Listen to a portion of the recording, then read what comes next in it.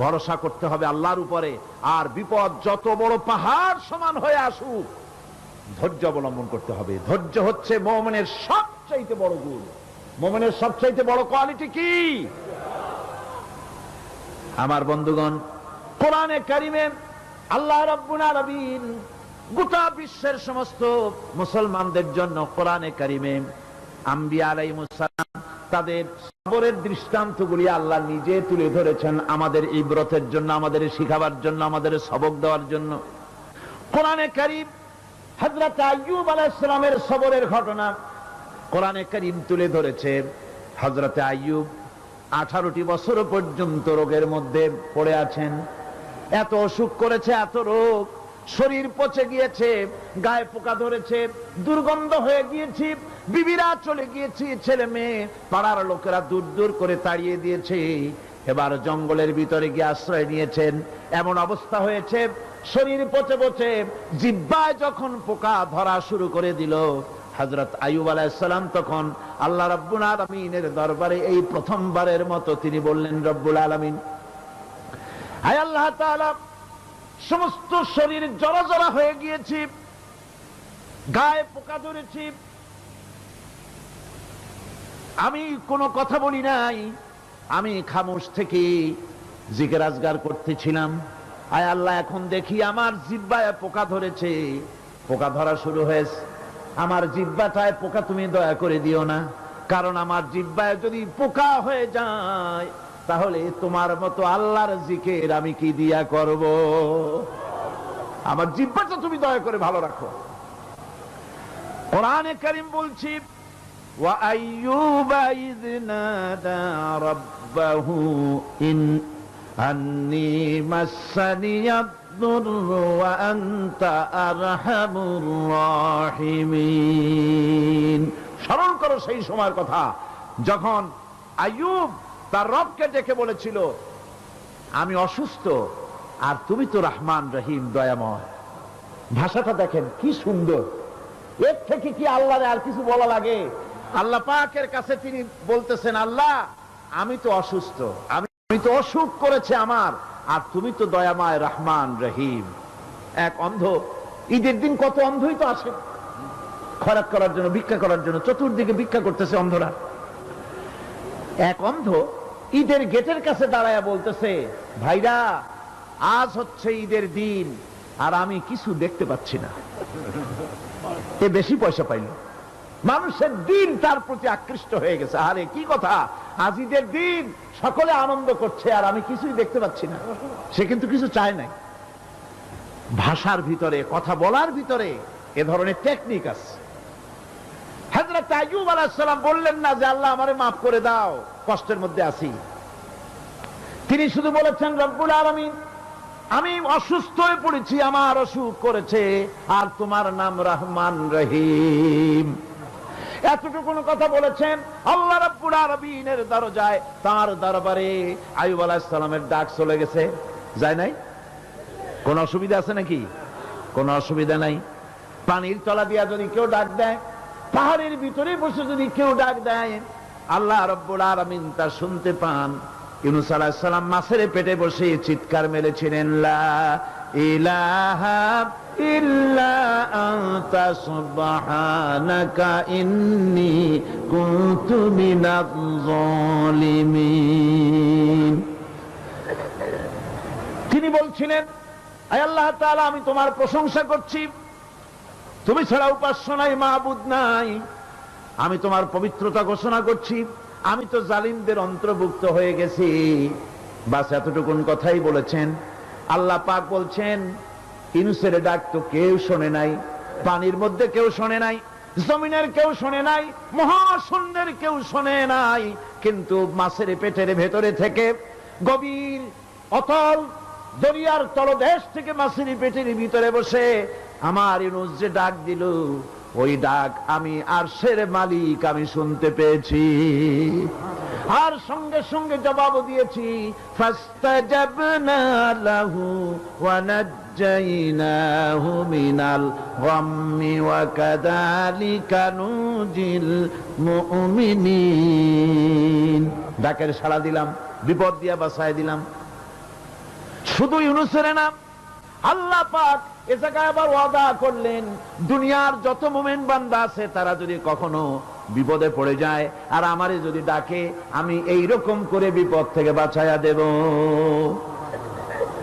আইয়ুব আলাইহিস সালাম যখন আল্লাহ রাব্বুল আলামিনের কাছে ফরিয়াদ করলেন, আল্লাহ পাক তখন বলছেন, কোরআনে কারীম বলছে, ফাস্তাজাবনা লাহু ফাকাশাফনা মা বিহি মিন দুররিন ওয়া আতাইনাহু আহলাহু ওয়া মিসলাহুম মাআহুম রাহমাতাম মিন ইনদিনা ওয়া যিকরা লিল আবিদিন। আমি আইয়ুবের দোয়া কবুল করে নিলাম, শুধু তার পরিবার বর্গই দিলাম না, বরং আরো কিছু নিয়ামত আমি তাকে দান করে দিলাম। এবং তাই জন্য যেহেতু তারা ছিল আমার অনুগত বান্দা, আমার বাধ্যগত, আমি এই জন্য রহম করেছি, সমস্ত রোগ শোক আমি মাফ করে দিয়েছি। আমাদের সামান্য একটু জ্বর হয়, যদি 2-3 দিন জ্বর হয়েছে, জ্বর ছাড়ে না, বলে যে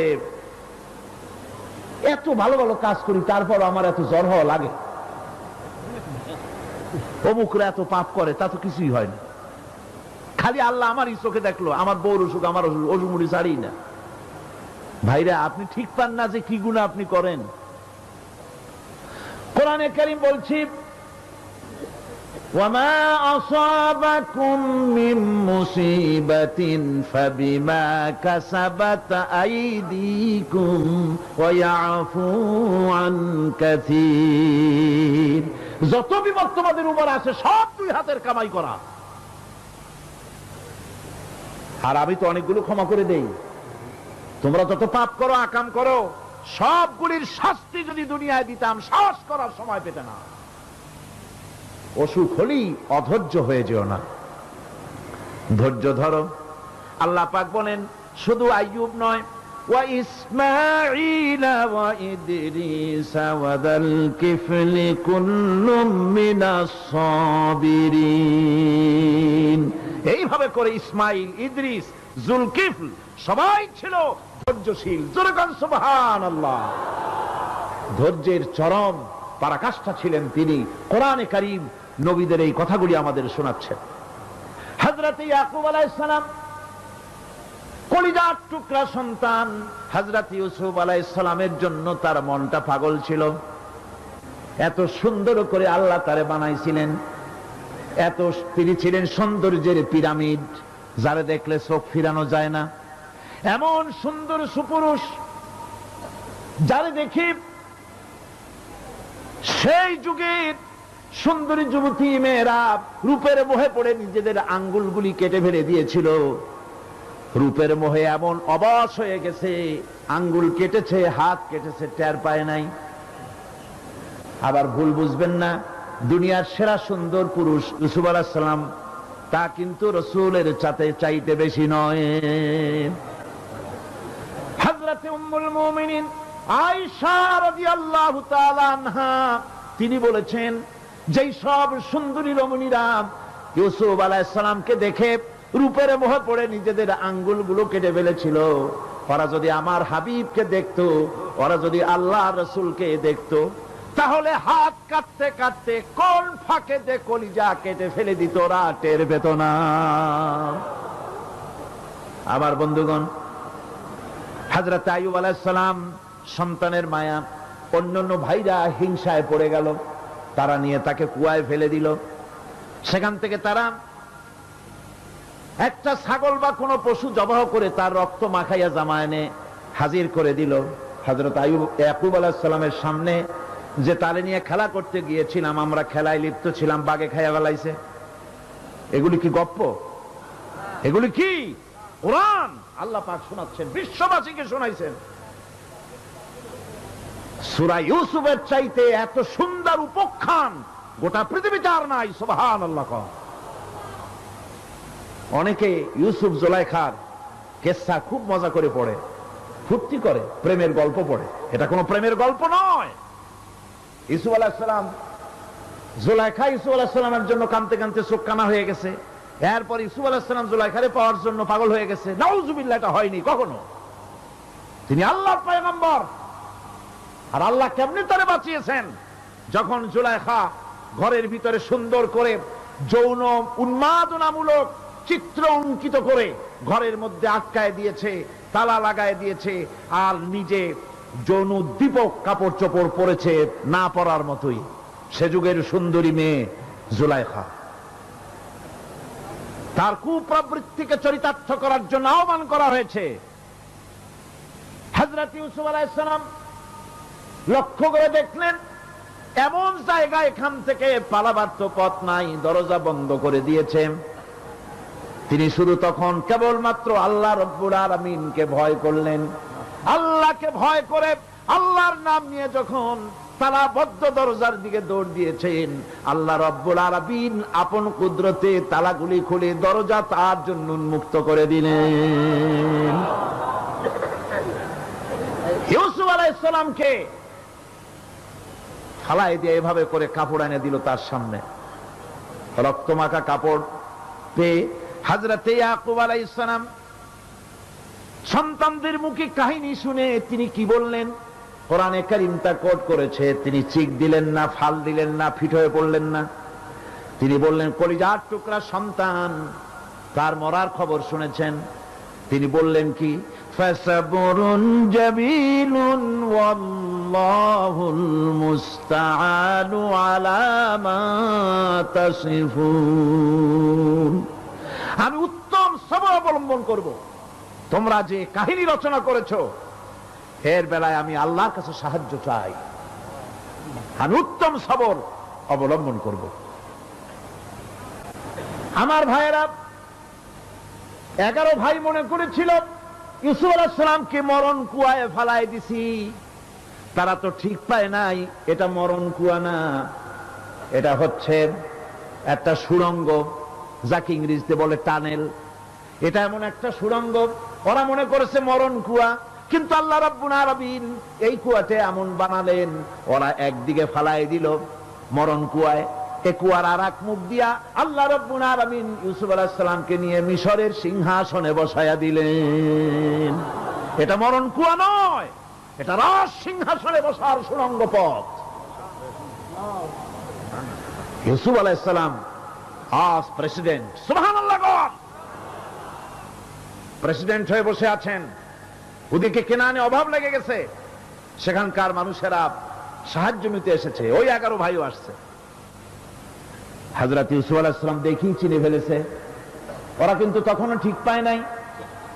হযরত ইউসুফ আলাইহিস সালাম চিনে ফেলেছেন। এখন কি করা উচিত? সবগুলাকে ঠ্যাং উপরের দিকে উঠাইয়া তারপরে সমানে ধোলাই দেওয়া হইতো স্বাভাবিক ছিল, আমাদের মতো মানুষ হইলে, ঠিক কিনা? পিটাও, ঠিক তো বলবেনি, অভ্যাস তো এটাই। হযরত ইউসুফ আলাইহিস সালাম তাদের সামনে পরিচয় দিলেন। তারা যখন বুঝতে পারল, লজ্জায় তাদের মাথা হেট হয়ে গেল। হযরত, তারা এক তো লজ্জা, আর 2 নম্বরের ভয়, জান নিয়া কেনানে কেউ ফিরে যাইতে পারবো না। এখন অবস্থা হয়েছে যে জীবনই যায় নাকি এখানে। হযরত ইউসুফ আলাইহিস সালাম ভাইদের এই করুণ দুরবস্থা বুঝতে পারলেন। বুঝে চরম ধৈর্য ধরে তিনি কি বললেন? তিনি বললেন, লা তাসরিবা আলাইকুমুল ইয়াউম। ও ভাইরা, তোমাদের বিরুদ্ধে আমার কোনো ক্ষোভ নাই, দুঃখ নাই, বিদ্বেষ নাই, হিংসা নাই, আল্লাহর রাস্তায় মাফ করে দিলাম। সুবহানাল্লাহ। এর নাম পয়গম্বর। এর নাম কি? পয়গম্বর। কিসের লেনিন, কিসের মার্কস? জওয়ানেরা, ভুল পথে মানুষ চলেছিল। আলহামদুলিল্লাহ, আল্লাহ এগুলারে ডাস্টবিনে ফালাই দিছে। কারণ আলহামদুলিল্লাহ, আলহামদুলিল্লাহ। পয়গম্বর কারে বলে? কারে বলে পয়গম্বর? কি চরিত্র! রাসূল করিম সাল্লাল্লাহু আলাইহি ওয়াসাল্লাম, তাকে একজন সাহাবী বলছিলেন, হুজুর বলছেন এই কামটা করলা না কেন? সাহাবী বললেন, হুজুর আপনি যদি চোখের ইশারায় বলতেন মুখ দিয়ে না কইয়া, তাও তো আমি কামটা করে ফেলতাম, আমি তো বুঝি নাই। হুজুর বললেন, চোখের ঠারে ঠারে কাজ করা নবুয়তের শান নয়।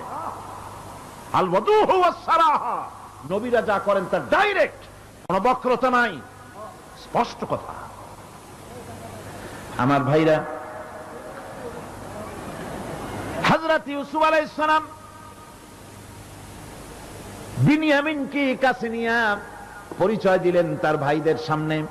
কোরআনে কারীম বলছে, ক্বালা আনা ইউসুফ ওয়া হাদা আখি قد من الله علينا إنه من يتقي ويصبر فإن الله لا يضيع أجر المحسنين। আমি ইউসুফ আর এই হচ্ছে আমার ভাই। আল্লাহ আমাদের উপর ইহসান করেছেন। প্রকৃতপক্ষে যারা আল্লাহকে ভয় করে এবং সবর এখতিয়ার করে, আল্লাহ এভাবে তাদেরকে তাদের আমলকে নিষ্ফল হতে দেন না। আমার এই জামাটা নিয়ে যাও। হযরত ইয়াকুব আলাইহিস সালাম কলিজার টুকরা সন্তান ইউসুফ আলাইহিস সালামের বিরহ যন্ত্রণায় ছেলেকে কতদিন দেখে না, কাঁদতে কাঁদতে চোখ দুটো অন্ধ হয়ে গেছে। মিশর থেকে কেনানের দিকে জামা রওনা হয়েছে। কোথায় মিশর, কোথায় কেনান? জামা যখন রওনা হয়ে গেছে, হযরত ইয়াকুব বলতেছেন, আমি যেন আমার ইউসুফের গন্ধ নাকে পেতেছি। জামা চলে এলো, চোখের উপরে রাখলেন, আল্লাহ রাব্বুল আলামিন তাকে চক্ষুষ্মান বানায়া দিলেন। ভাইরা আমার, পয়গম্বরেরা সবর করে গোটা দুনিয়ার মানুষের সামনে দৃষ্টান্ত সেট করেছেন সবর কারে কয়।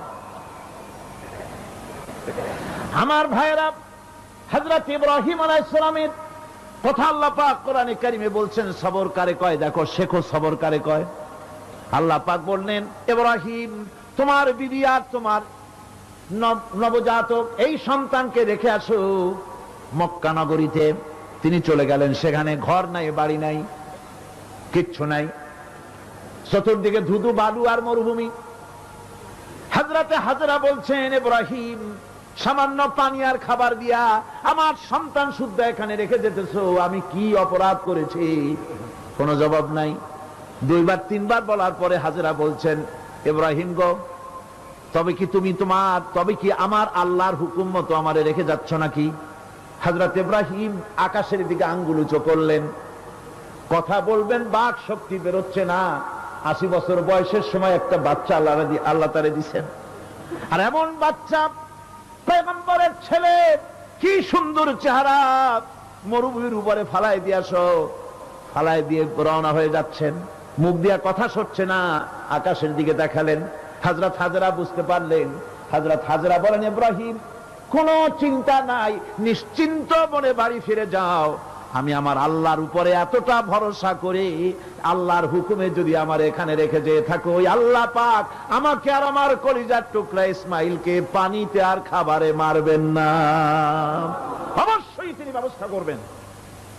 ব্যবস্থা হয়ে গেল। হযরত ইসমাইল বড় হয়ে গেলেন। আল্লাহ পাক অর্ডার করলেন, জবাহ করো ছেলেকে। হযরত ইব্রাহিম আলাইহিস সালাম যখন জবাহের প্রস্তাব করলেন, হযরত ইসমাইল তা আপত্তি করতেন, বাবাজি আমার মায়ের আর আমাকে বাচ্চা অবস্থায় ফেলে গেলেন, খাবার দেন নাই, পড়ার দেন নাই, বছরের পর বছর আমাদের এখানে কাটলো, দেখতেও আসেন নাই, আজ আসছেন জবাহ দিতে। এটা কেমন কথা? কি ধরনের বাপ আপনি? এরকম বলছে নাকি? এরকম বলছে? হযরত ইব্রাহিম আলাইহিস সালাম প্রস্তাবটা কিভাবে পারলেন? আল্লাহ পাক কোরআনে কারীমের দৃষ্টান্ত রেখে দিয়েছেন। আল্লাহ পাক বলছেন, হযরত ইব্রাহিম ছেলেকে বললেন, ইয়া বুনাইয়া, হে আমার কলিজার টুকরা লাডলা, হে আমার কলিজার টুকরা সন্তান, ইন্নী আরা ফিল মানাম আন্নী আযবাহুক, আমি স্বপ্নে দেখছি আমি যেন তোমাকে জবাহ করতেছি। ফানজুর মাযা তারা, তোমার রায় কি বলো? আমি তো স্বপ্নে দেখছি যে আমি তোমার জবাহ করতেছি, এখন তোমার রায় কি, তোমার মত কি? হযরত ইসমাঈল আলাইহিস সালাম শুনিয়া দিলেন দৌড়, নাকি না? হযরত ইসমাঈল আলাইহিস সালাম ধৈর্যের প্রতীক। তিনি কি কথা বললেন? তার মুখের কথা কোরআন শরীফে আল্লাহ পাক উঠায় দিলেন। হযরত ইসমাঈল বললেন, ইয়া আবাতি ফাআল মা তু'মারু সাতাজিদুনি ইনশাআল্লাহু মিনাস সাবিরিন। হে আমার পিতা, আপনি যে ব্যাপারে আদিষ্ট হয়েছেন আপনি তা পালন করুন, অবশ্যই আমাকে ধৈর্যধারীদের মধ্যে পাওয়া যাবেন। সুবহানাল্লাহ। এক বর্ণনায় এসেছে হযরত ইসমাঈল বললেন, আব্বাজান আমি ধৈর্যধারীদের ভিতরে আমারে পাবেন, তবে জবাহ করার আগে আমার হাত পাওটা একটু বেঁধে নেন, কারণ জবাহের যন্ত্রণায় আপনার গায়ে যদি আমার হাত পাও লেগে যায় তো বেয়াদবি হয়ে যেতে পারে। আর আমি মরে আমার জবাহ হয়ে যাওয়ার পর আমার রক্ত মাখা জামাটা নিয়ে আমার মা হাজেরারে দিবেন, কারণ তাকে মা বলবার মতো আর তো কেউ নাই। হযরত ইব্রাহিম তাকে বাঁধবার জন্য প্রস্তুতি নিলেন। হযরত ইসমাঈল বলছেন, আব্বাজান বাঁধবেন না, বাঁধার প্রয়োজন নাই। বলে কেন? একবার বাঁধতে বললে আবার তুমি নিষেধ করছো কেন? ছেলে বলছেন, আব্বাজান বাঁধবো না এই জন্যে, হয়তো কিয়ামতেই প্রশ্ন উঠতে পারে যে আল্লাহর হুকুমে রাজি ছিল না বলে হাত পা বাঁধা জবাহ করছে। আমি এই সুযোগ দিব না, আপনি জবাহ করেন, আমি এতটুকু নড়াচড়া করব না। ধৈর্যের চরম প্রতীক হযরতে ইসমাঈল আলাইহিস সালাম দেখাই দিয়েছেন ধৈর্য কারে কয়। আমার বন্ধুগণ, এই পৃথিবীর সবচাইতে ধৈর্যের বড় প্রতীক হতেছেন ইমামুল মুরসালিন, আশরাফুল আম্বিয়া, সাইয়্যিদুল মুরসালিন জনাবে মুহাম্মাদুর রাসূলুল্লাহ সাল্লাল্লাহু আলাইহি ওয়াসাল্লাম। আমার বন্ধুগণ, সবচাইতে বড় ধৈর্যের প্রতীক তিনি। কাউকে একটা গালি দেন নাই জীবনে, কাউকে ঠাট্টা করেন নাই, কাউকে মারেন নাই, কারো মনে দুঃখ দেন নাই। তিনি দুঃখ পেয়েছেন, তিনি কাউকে দুঃখ দেন নাই। তিনি কষ্ট পেয়েছেন, কাউকে কষ্ট দেন নাই। আমার ভাইয়েরা, তায়েফের ময়দান, আমার নিজের চোখে তায়েফে যেদিন আমি তায়েফ দেখলাম, আমি তায়েফে ঢুকেছি, জীবনে কোনোদিন যাই নাই। রমজান মোবারকে আমি সেখানে গেলাম, আমাকে বসার জন্য তারা নিয়ে যাবে। আমি বললাম আগে বসবো না, আমারে আগে নিয়ে যাও, আমার নবীকে কোন জায়গায় ওরা মেরেছিল সেই জায়গাটা দেখাও। তায়েফের সেই গলিতে যখন আমি গিয়েছি, দুই দিকে পাহাড় দাঁড়ানো, তায়েফের লোক আমার সাথে ছিল, তারা বলল এই জায়গাটা প্রথম যেখানে চতুর্দিক থেকে নবীজিকে পাথর মারছিল আর আল্লাহর নবী বেহুশ হয়ে পড়ে গিয়েছিলেন। 3টা দিন না খাওয়া, হযরতে খাদিজা নাই, আবু তালিব নাই, মক্কায় জায়গা নাই পা রাখার। নবীজি 3টা দিন ঘুরলেন। নেতারা বলল, তুমি যদি নবী হবে তো এতিম হলে কেন? আল্লাহ নবী বানাবার জন্য কি একটা ধনী মানুষ পায় না? তোমার মতো এতিম আর গরিবের নবী বানাইলো কেন? আল্লাহ নবী 3 দিন পর যখন দেখলেন কেউ দাওয়াত শোনে না, কেউ মানে না, কেউ গ্রহণ করে না, তখন তিনি নেতাদের অনুরোধ করলেন, ঠিক আছে দাওয়াত তো কবুল করলে না, তবে একটা কাজ করো, অন্তত আমি যে তায়েফে আসছিলাম এই খবরটা মক্কায় দিও না, ওরা আরো অত্যাচার বাড়ায় দেবে। এই কাফিরগুলি খবর তো মক্কায় পাঠালো, আর সমস্ত যুবকদেরকে লেলিয়ে দিল। যুবকেরা চতুর্দিকে দাঁড়াইছে, রাসূলকে পাথর মারা শুরু করে দিল। আমি যখন রেল লাইনের থেকে হাঁটি, যখন রেল লাইন কোনো সময় দেখি, রেলের পাথরগুলি, রেল লাইনের পাথরগুলি দেখলেই আমার মাথায় যেন কেন তায়েফের কথা মনে এসে যায়। আরে মানুষের গায়ে পাথর মারলে কি অবস্থার সৃষ্টি হয়? পাথর নূরের শরীর, রহমতের শরীর, কিটি কিটি রক্ত ঝরছে। নবীজিকে জোর করে উঠাইয়া জবরদস্তি করে হাঁটার জন্য তারা ধাক্কা মারতেছে। আবার কিছুদিন গিয়ে নবীজি আবার বেহুশ হয়ে পড়েছেন, এইখান থেকে আবার উঠাইছে, আবার ধাক্কা মারতেছে। 3 নম্বরের আর একটা জায়গা আছে যেখানে ভাঙ্গা একটা মসজিদ। তায়েফের লোকেরা আমাকে বলল এই জায়গাটা হলো শেষ জায়গা যেখানে রাসূল করিম 3য়-বারের মতো বেহুশ হয়েছিলেন, এখানেই হুজুরের রক্ত ঝরেছে বেশি। 2 রাকাত নামাজ পড়লাম, সিজদায় পড়ে আবুল কান্না কাল্লাম আল্লাহর কাছে।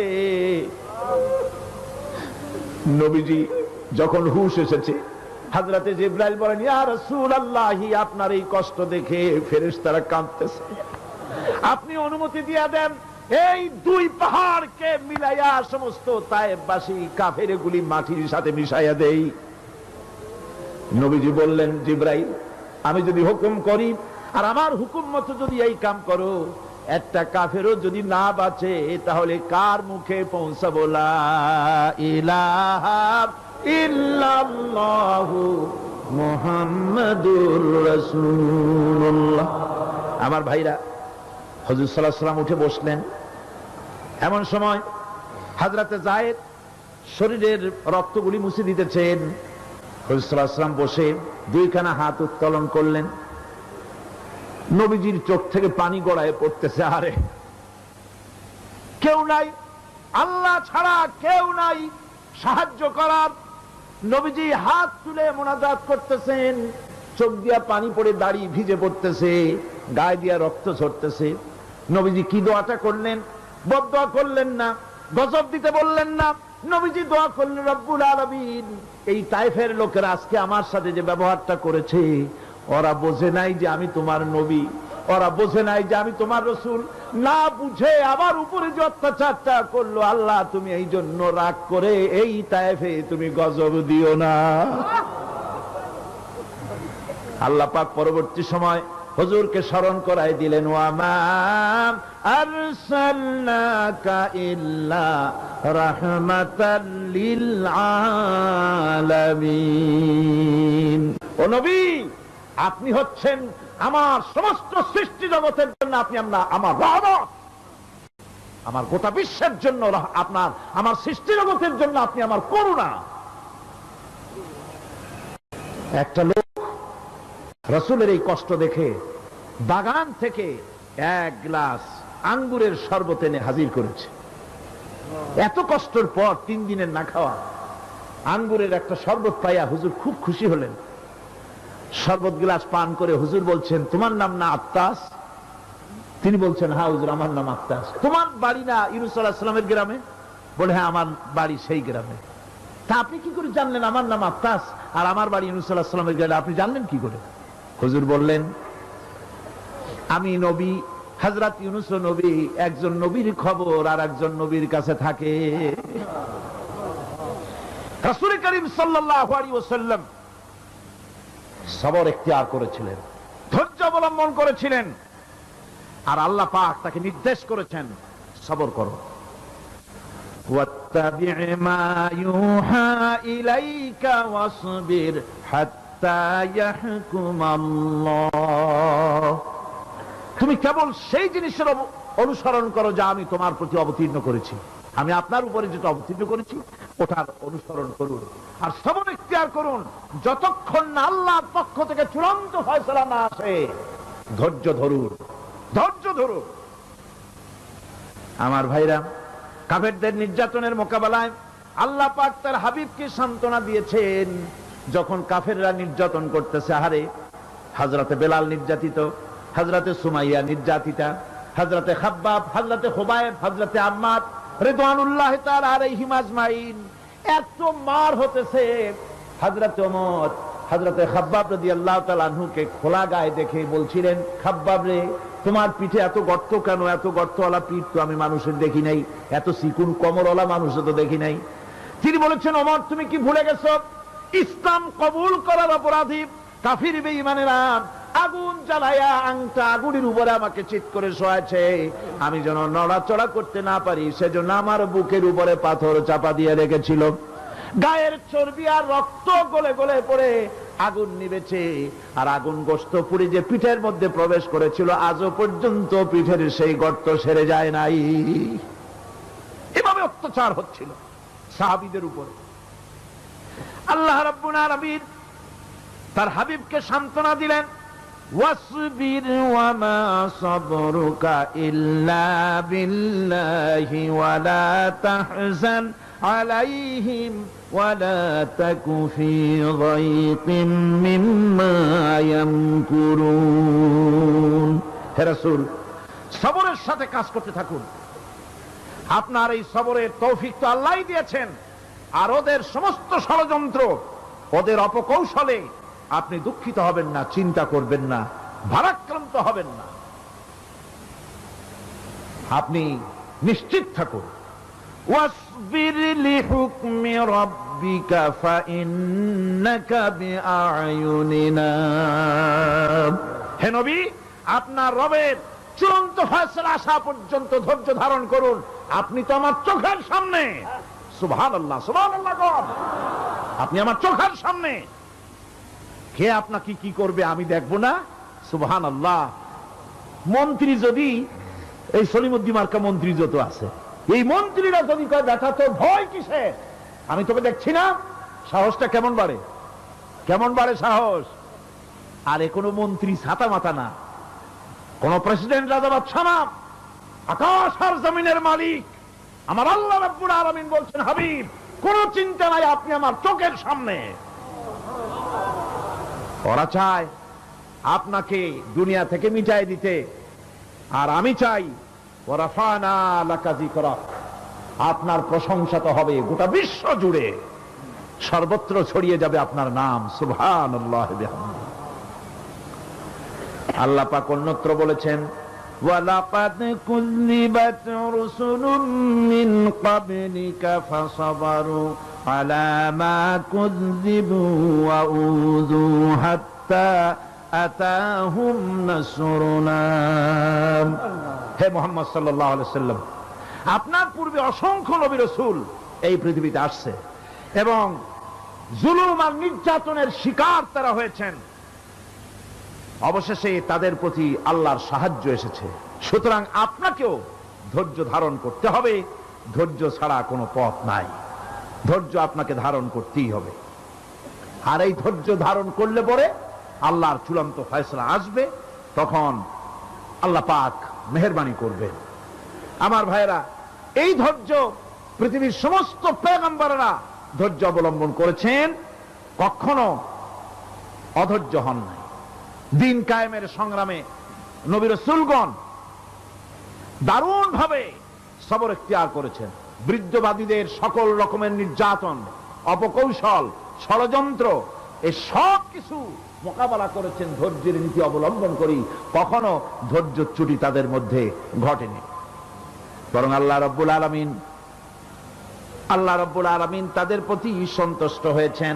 যারা এই ধৈর্য ধরেছে তাদের উপরে সন্তুষ্ট হয়ে আল্লাহ রাব্বুল আলামিন বলেছেন, ওয়া কাআইয়্যিম মিন নাবিয়্যিন ক্বাতালা মাআহু রিব্বিয়ুন কাসীর। এর আগে অনেক নবী এসেছিলেন যাদের সাথে বহু আল্লাহওয়ালা লোক লড়াই করেছেন। ফামা ওয়াহানু লিমা আসাবাহুম ফি সাবিলিল্লাহি ওয়ামা যাফু ওয়ামা ইসতাকানু। আল্লাহর পথে তাদের উপর যত বিপদ এসেছিল তারা হতাশ হয়ে পড়েন নাই, দুর্বলতা দেখাননি, বাতিলের সামনে মাথাও নত করেননি। ওয়াল্লাহু ইউহিব্বুস সাবিরিন। আর আল্লাহ পাক ধৈর্যশীল যারা, তাদেরকে আল্লাহ পাক ভালোবাসেন। আমার ভাইরা, ধৈর্যের পরিচয় রাসূল করিম সাল্লাল্লাহু আলাইহি ওয়াসাল্লাম উহুদের ময়দানে যখন আক্রান্ত হয়ে গেলেন, চতুর্দিকে কাফেররা ঘিরে ধরেছে, বাঁচার কোনো পথ নাই। সাহাবায়ে কিরাম রাসূলকে পাহারা দিলেন। যারা রাসূলকে পাহারা দিতে দাঁড়ায়ছেন, জীবন দিয়া পাহারা দিতে দাঁড়ায় গেছে, রাসূলের দিকে মুখ দিয়া, পিঠটা বাইরের দিকে দিয়ে রাসূলকে পাহারা দেওয়া শুরু করেছেন। হুজুরকে পাহারা দিতে যারা দাঁড়িয়েছিলেন, কাফের কর্তৃক নিক্ষিপ্ত কি তীরগুলি এসে যখন বিঁধতেছিল, শুধু একজন সাহাবী হযরত তালহার পিঠের ভিতরে রাসূলকে হেফাজতের জন্য 80টা তীর একজনের পিঠের মধ্যে গিয়ে ঢুকেছে। এক অসতর্ক মুহূর্তে নবীজির দান্দান মোবারক শহীদ হয়ে গেল, শিরস্থান ভেঙে গেল, লোহার কড়া প্রবিষ্ট হয়ে গেল কপালের ভিতরে। হুজুর মাথা ঘুরে পড়ে গেলেন।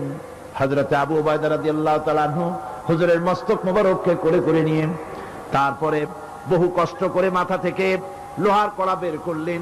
এবার ওই কড়ার ছিদ্র দিয়ে রক্ত আসতেছে, মুখ দিয়ে রক্ত পড়তেছে, দাড়ি ভিজে যাচ্ছে। বুখারী শরীফে এসেছে, আল্লাহর নবী দুইখানা হাত নিজের চেহারার উপরে মলে আনে, টাটকা রক্ত চোখের সামনে দেখে বলছেন, আহারে এই কওমের ফালাক কি করে হবে, এই কওমের মুক্তি কি করে হবে, এই কওমের নাজাত কি করে হবে, যে কওম তার নবীর চেহারা রক্ত দিয়ে লাল বানাইয়া দিল।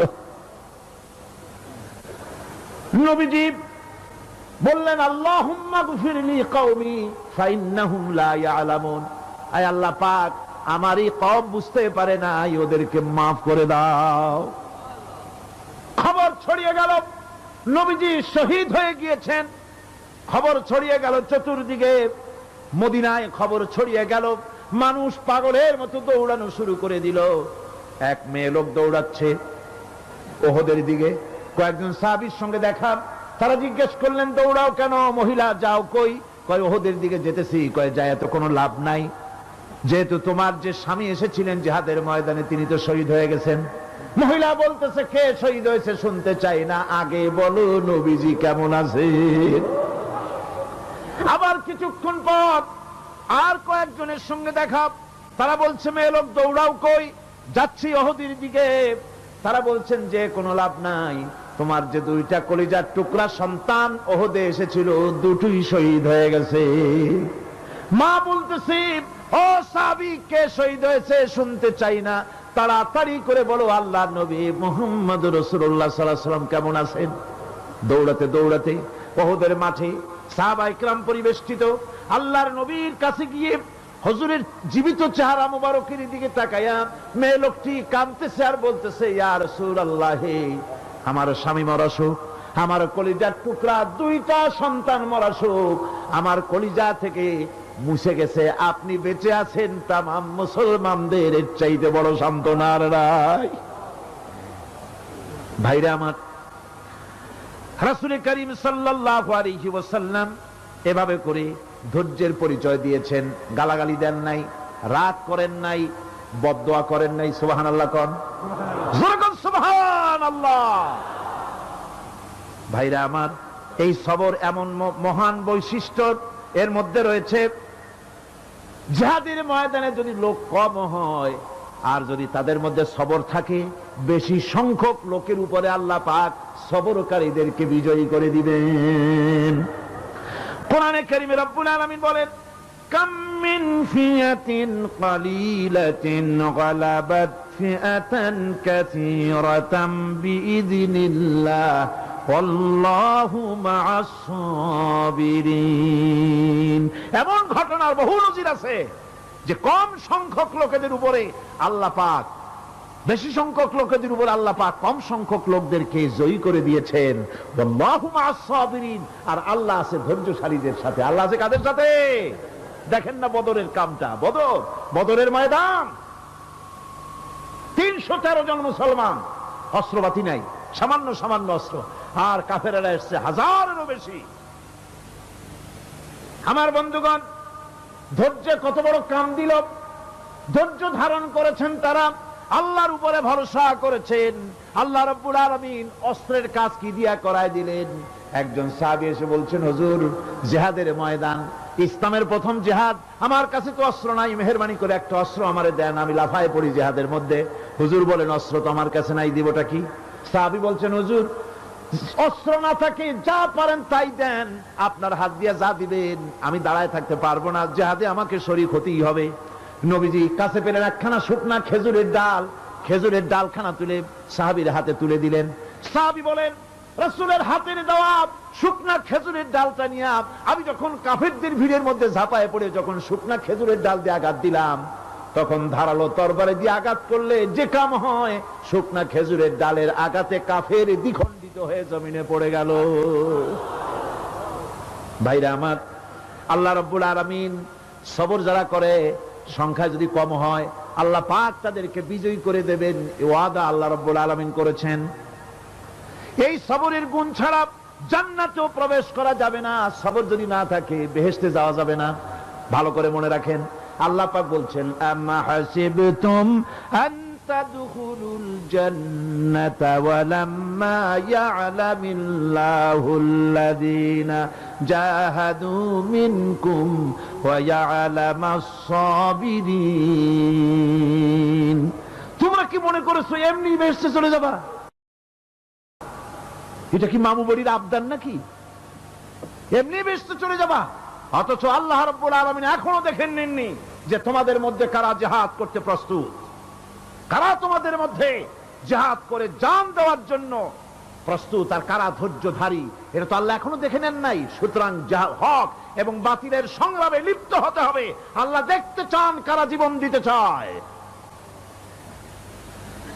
সুতরাং ইসলামী আন্দোলনে যারা শরীক হবে তাদের বিপদ এবং মুসিবত দিয়ে আল্লাহ রাব্বুল আলামিন তাদের সাহসিকতা এবং ধৈর্যের পরীক্ষা নিবেন। কোরআনে কারীম বলছে, وَلَنَبْلُوَنَّكُمْ حَتَّى نَعْلَمَ الْمُجَاهِدِينَ مِنكُمْ وَالصَّابِرِينَ وَنَبْلُوَ أَخْبَارَكُمْ।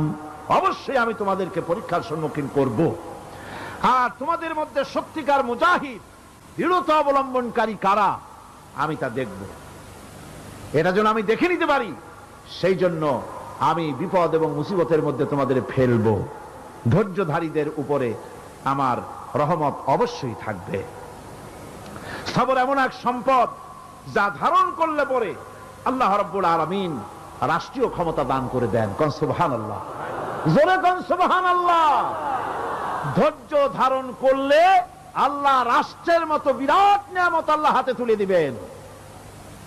তার প্রমাণ কোরআন শরীফ আল্লাহ বলছেন, বনি ইসরাইলরা মিশর থেকে যখন বহিষ্কার হয়ে গেল, তাদের যখন পা রাখার কোনো জায়গা থাকলো না, বনি ইসরাইলরা মিশর থেকে যখন বহিষ্কার হয়ে গেল, এরপরে আল্লাহ পাক তারা যখন ধৈর্য অবলম্বন করলো, আল্লাহ পাক তাদের ব্যাপারে বলছেন, ওয়া আওরাসনাল কওমাল্লাযীনা কানু ইউস্তাদআফুনা মাশারিকাল আরদি ওয়া মাগারিবাহাল্লাতী বারাকনা ফিহা।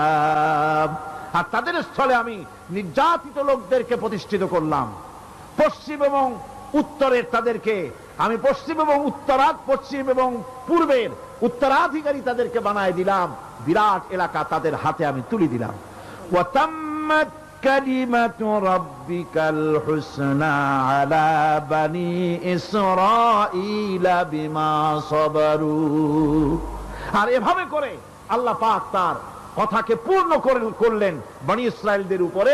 সবর ইখতিয়ার করার জন্য, ধৈর্য ধরার কারণে আল্লাহ পাক রাষ্ট্রের মালিক তাদের বানায় দিলেন। জোরে কোন সুবহানাল্লাহ। সবর যদি করা হয়, তো যুদ্ধ যদি বাদে, যদি জিহাদ শুরু হয়ে যায়, আল্লাহ পাক বলেছেন ফেরেশতা দিয়ে সাহায্য করব। যদি সবর থাকে তোমাদের, সবর থাকলে আল্লাহ কি দিয়ে সাহায্য করবেন? ফেরেশতা দিয়ে। কোরআনে কারীম বলছে, বালা ইন তাসবিরু ওয়া তাত্তাকু ওয়া ইয়াতুকুম মিন ফাওরিহিম হাযা ইউমদিদুকুম রাব্বুকুম বিখামসাতি আলাফিন মিনাল মালাইকাতি মুসাউমিন। হ্যাঁ, তোমরা যদি ধৈর্য অবলম্বন করো আর আল্লাহকে ভয় করে চলো, তাহলে এক্ষুনি আল্লাহ রাব্বুল আলামিন তোমাদের জন্য কাতারে কাতারে শৃঙ্খলাবদ্ধ ৫,০০০ ফেরেশতা দিয়ে তোমাদেরকে সাহায্য করবেন। সুবহানাল্লাহ। তোমাদেরকে ফেরেশতা দিয়ে সাহায্য করা হবে। তোমরা যদি সবর ইখতিয়ার করো, তাহলে সংখ্যা যদি কম হও, বেশি সংখ্যার উপরে জয়ী করে দেব। ইয়াকুম মিনকুম ২০ সাবিরুনা ইয়াগলিবু মিয়াতাইন। যদি তোমাদের ভিতরে ধৈর্যশীল ২০ জন হয়, আমি ২০০ কাফেরের বিরুদ্ধে তোমাদেরকে জয়ী করে দেব। সুবহানাল্লাহ। তোমরা যদি হও ধৈর্যশীল ২০০ জন, ২০০ কাফেরের উপরে তোমরা জয়যুক্ত হয়ে যাবে। আর বিপদ আর মুসিবতে যারা ধৈর্য ধরে, তাদের জন্যই আল্লাহর পক্ষ থেকে সুসংবাদ। সুসংবাদ কাদের জন্য? ধৈর্যধারীদের জন্য। কোরআনে কারীম বলছে, ওয়াবাশশিরিস সাবিরিনাল্লাযীনা ইযা আসাবাতহুম মুসিবাতুন ক্বালু ইন্না লিল্লাহি ওয়া ইন্না ইলাইহি রাজিউন।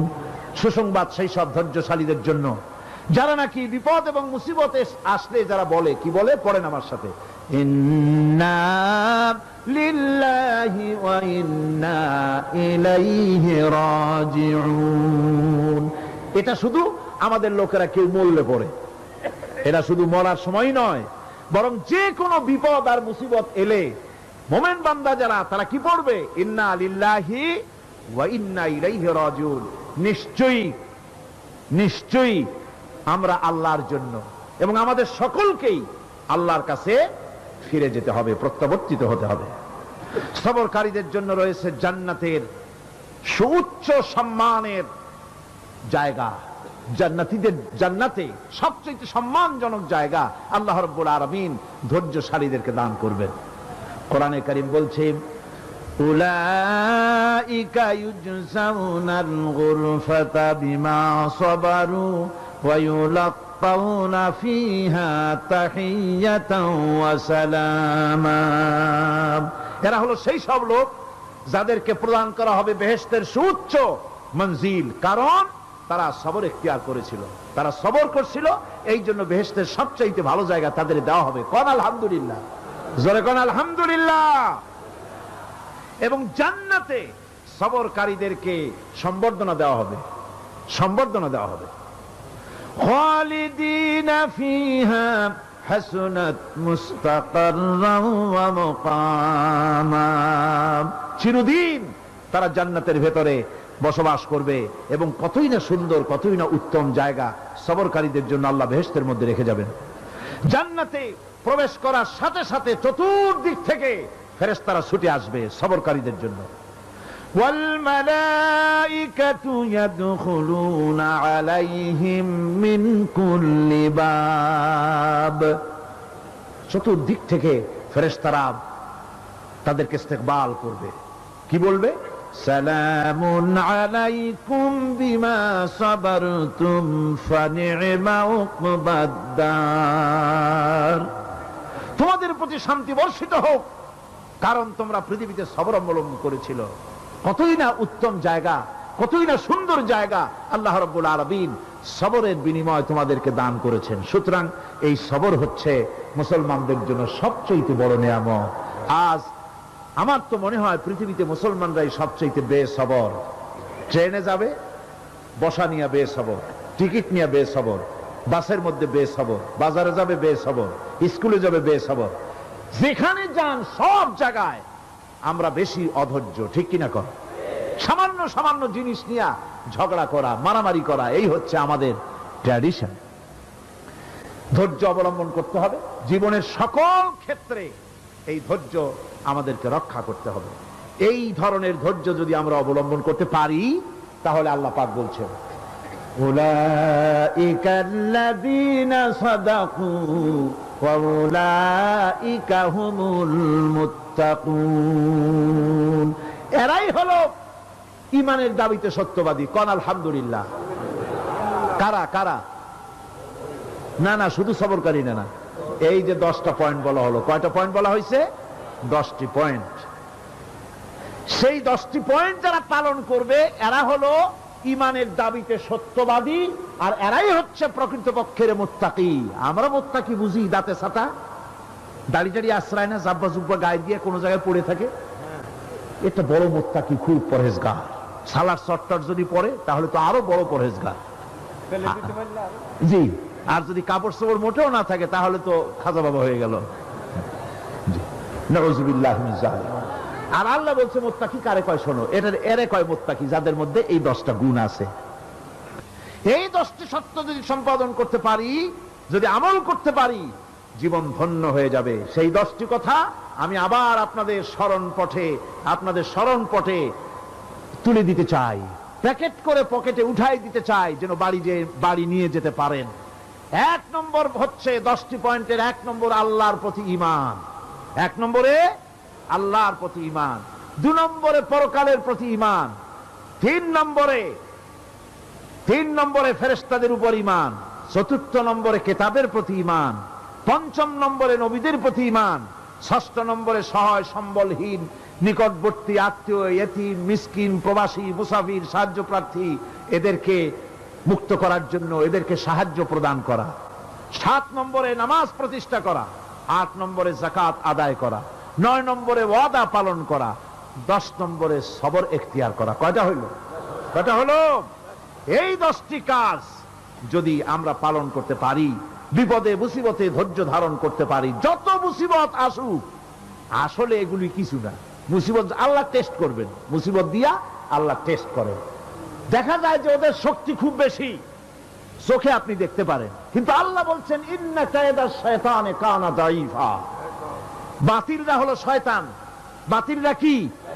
আর ওদের চক্রান্ত আসলেই দুর্বল, এদের চক্রান্ত আসলে কি? দুর্বল। কাজেই এগুলিকে ভয় করা যাবে না। বিপদে মুসিবতে ধৈর্য ধারণ করে যদি অগ্রসর হওয়া যায়, তো আল্লাহ রাব্বুল আলামিন এই 10টি পয়েন্ট যদি আমল করা যায়, দুনিয়াও শান্তি পাবো, আখিরাতেও শান্তি পাবো। যত মুসিবত আসুক, বিপদ আসুক, ধৈর্যের সাথে মোকাবেলা করতে হবে। ধৈর্যের অর্থ কি?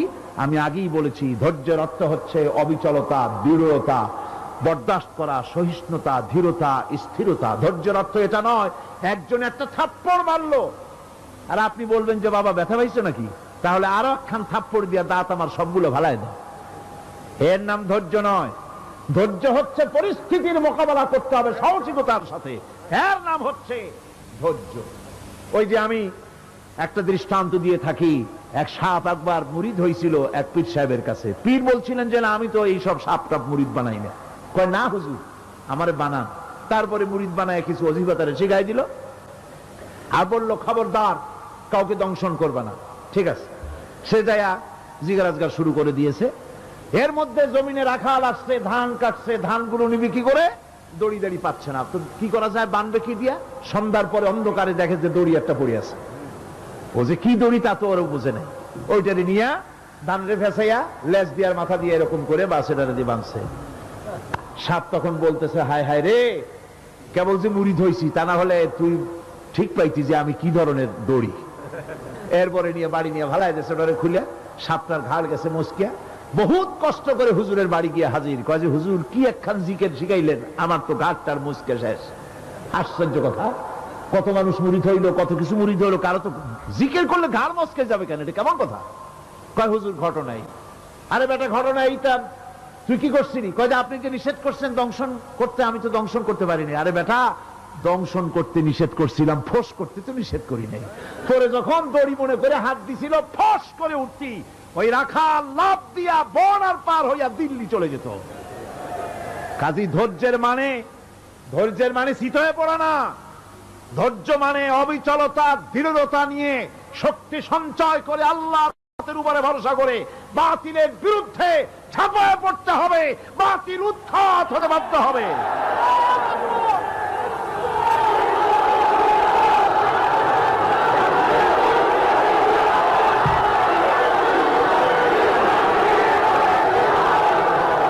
ভাইরা আমার,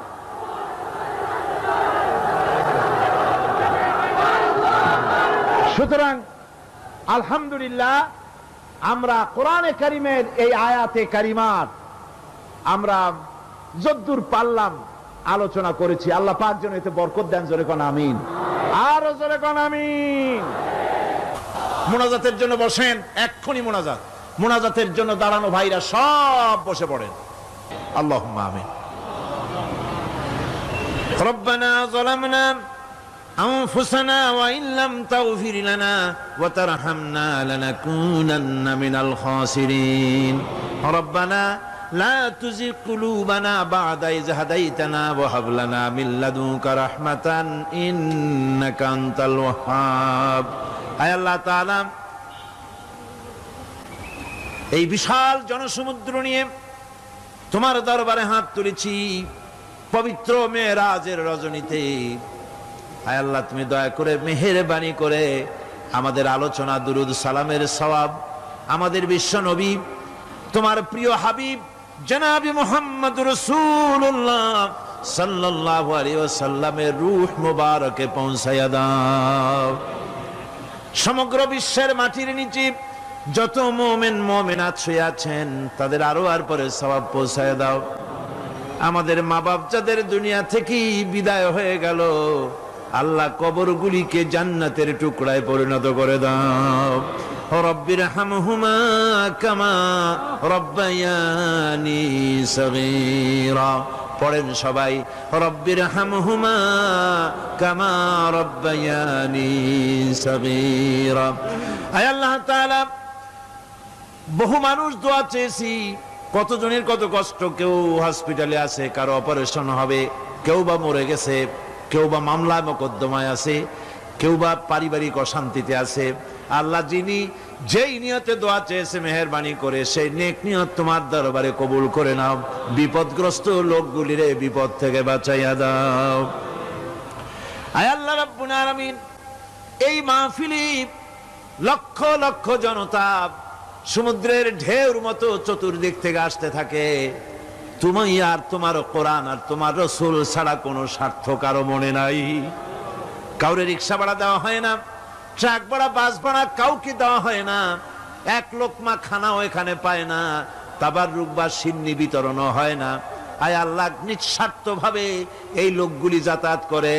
আল্লাহ তোমার কোরআনের বরকতে সকলকে তুমি গুনাহ মুক্ত করে দাও। আয় আল্লাহ তাআলা, যাতায়াতটা আসান করে দিও, যাতায়াতের পথে কারো যেন কোনো বিপদ না হয়ে যায়।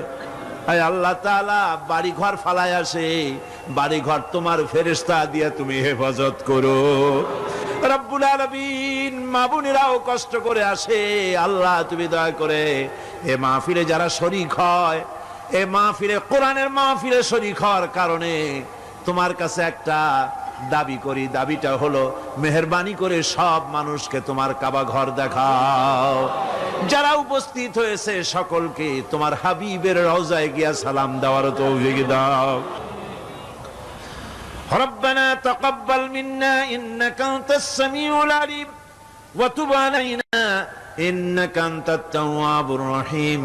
সুবহান রাব্বিকা রাব্বিল ইজ্জাতি আম্মা ইয়াসিফুন ওয়া সালামুন আলাল মুরসালিন আলহামদুলিল্লাহি রাব্বিল আলামিন। ওয়াজআল আখিরা কালিমাতিনা ইনদাল মাউত লা ইলাহা ইল্লাল্লাহু মুহাম্মাদুর রাসূলুল্লাহ।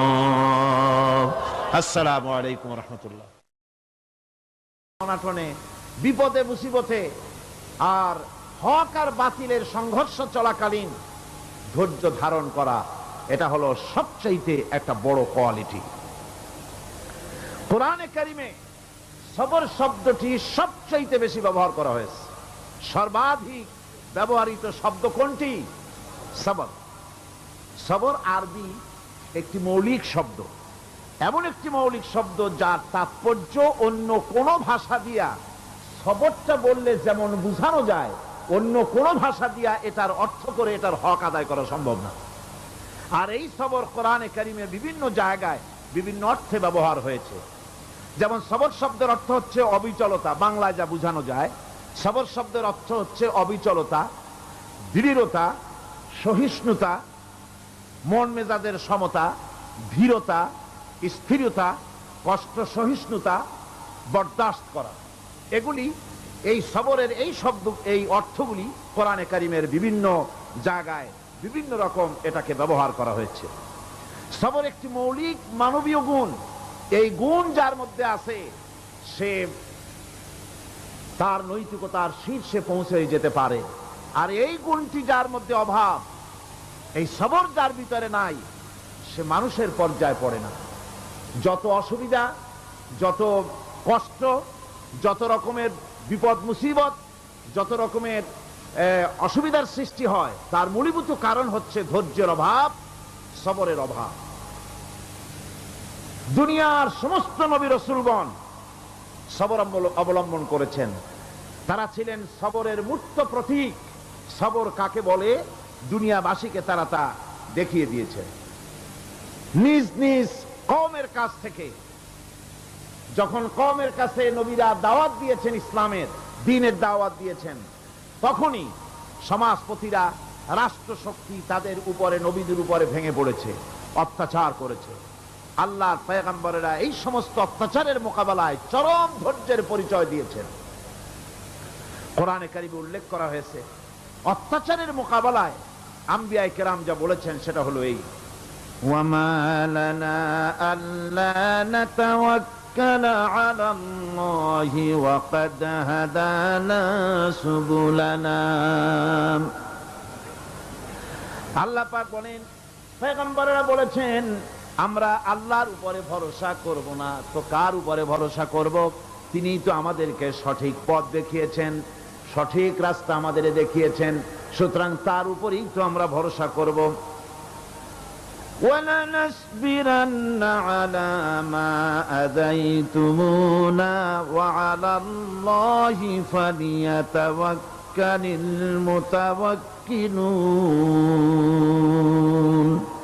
তোমরা আমাদের যে সব কষ্ট দাও, পীড়ন দাও, সেজন্য আমরা ধৈর্য অবলম্বন করব। তোমরা আমাদেরকে কষ্ট দিচ্ছ, আমরা ধৈর্য অবলম্বন করব, আর ভরসা করব কেবলমাত্র তার উপরে যে আল্লাহ রাব্বুল আলামিন আমাদেরকে নবী করে পাঠিয়েছেন। সেই ভরসা করতে হলে সেই আল্লাহর উপরেই তো ভরসা করা উচিত। আমরা সেই আল্লাহর উপরে ভরসা করে আছি। তোমাদের যত খুশি আমাদের বিরুদ্ধে ষড়যন্ত্র করো, আমাদেরকে অত্যাচার করো। কোরআনে কারিমে হযরত হুদ আলাইহিস সালামের ঘটনা আল্লাহ রাব্বুল আলামিন এভাবে এনেছেন, তামাম এলাকার মানুষ তার বিরুদ্ধে ক্ষিপ্ত হয়ে গিয়েছে।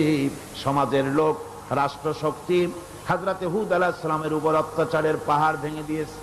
হযরত হুদ আলাইহিস সালাম একা মানুষ, সমাজের রাষ্ট্রশক্তির এই দুর্বিসন্ধির ষড়যন্ত্রের চ্যালেঞ্জ তিনি গ্রহণ করলেন।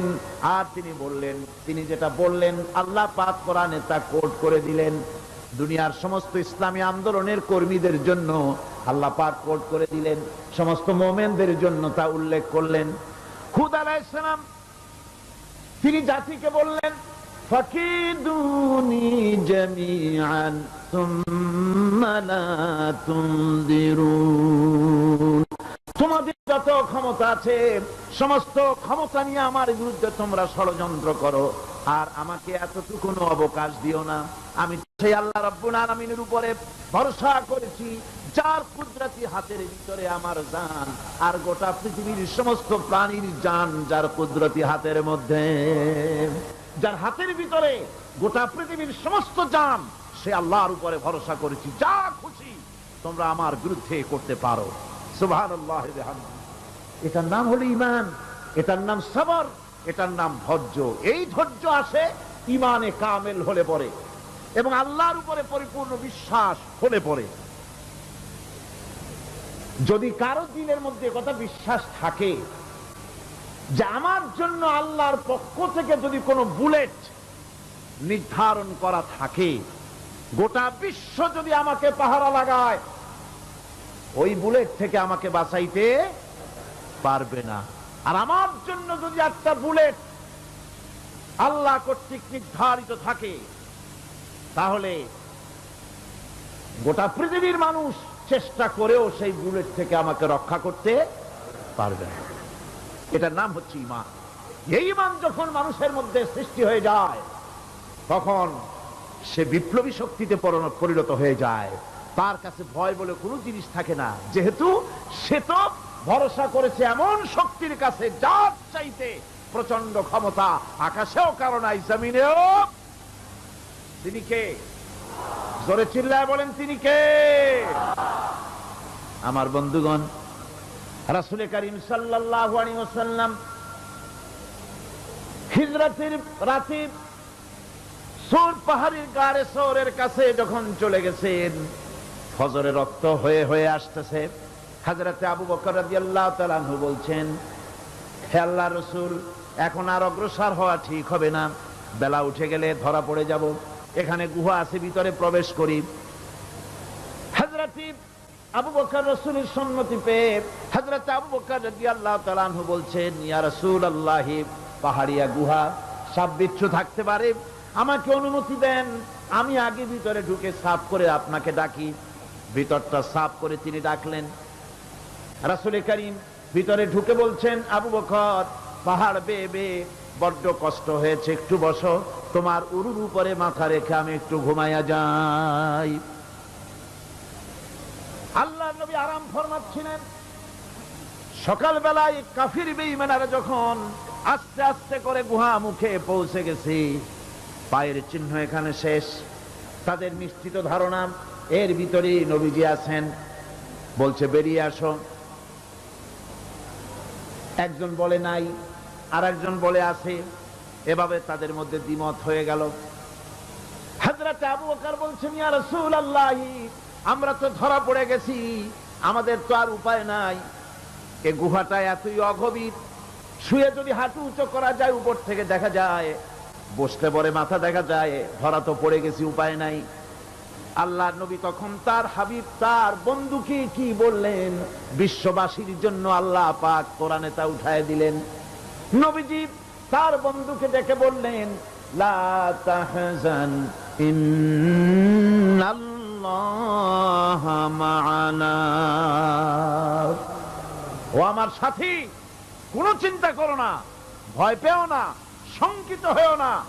আমরা মাইনরিটি নই, আমরাই মেজরিটি, কারণ আল্লাহ রাব্বুল আলামিন আমাদের সাথে আছেন। সুবহানাল্লাহ।